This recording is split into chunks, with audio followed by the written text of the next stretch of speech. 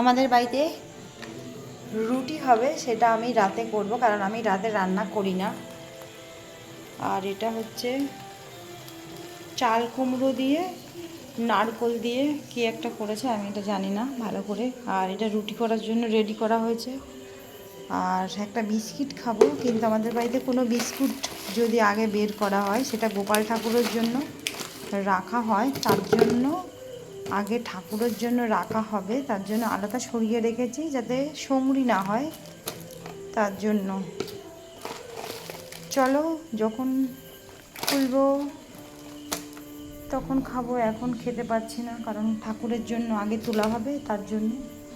আর এখন রাতের বেলা রুটি হবে, আমরা মাত্র দুজন আজকে বাড়িতে, তার জন্য সব কিছু অল্প অল্প।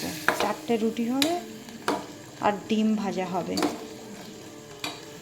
Tata, bye bye.